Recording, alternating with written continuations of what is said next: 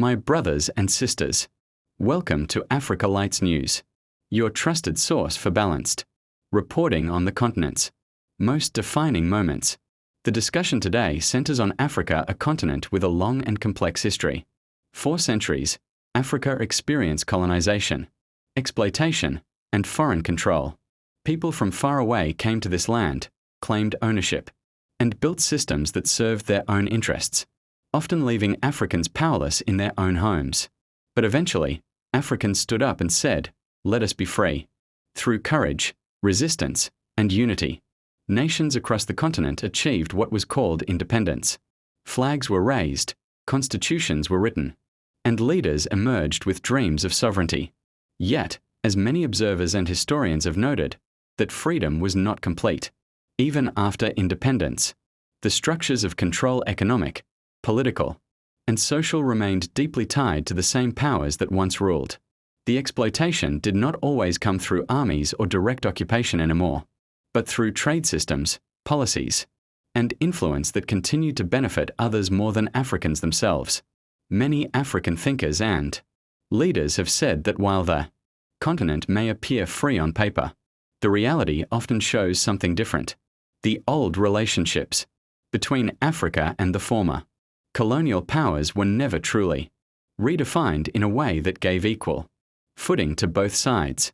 In some cases, the resources, decisions, and even the narratives of African nations continued to be shaped from outside.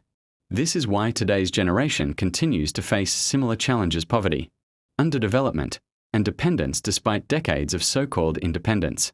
So, when African leaders meet to discuss the future, they are not merely speaking about politics. They are reflecting on how to correct the deep historical injustices that have lasted for generations. In one such conversation, the issue was raised again. How can Africa truly liberate itself, not just politically, but economically and mentally? One of the speakers explained that Africa must stop pretending that this topic can be swept under the carpet. It must be discussed openly and honestly. The goal is not to create hostility toward anyone, but to recognize facts and take responsibility for Africa's destiny. He emphasized that the purpose of these discussions is not to reveal private strategies or create divisions, but to unite Africans who share a common dream, the dream of a self-reliant, dignified, and confident continent. He went on to say that he was deeply inspired after meeting with the president of a country that had made a bold decision, a nation that refused to remain under any external domination. This example, he said, is a powerful symbol of hope for the rest of Africa. Such leadership reminds us that Africa's progress depends on courage, the courage to make independent decisions, even when misunderstood by others. However, there is still a challenge that must be acknowledged. When some African countries take steps to assert their independence, others, even within Africa, sometimes view these actions negatively. There have been instances where a country's choice to govern itself fully has been labeled as illegal or unconstitutional, even when the intention was simply to reclaim sovereignty and chart a new course. This confusion, according to the speaker, shows that Africa still carries the weight of external influence, not just in politics, but in perception.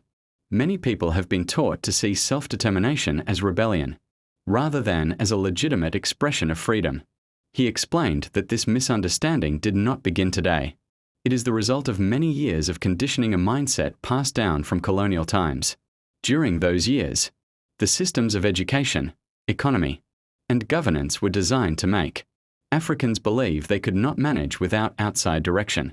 So even when a nation stands up for itself, others, sometimes even fellow Africans, struggle to see that as progress.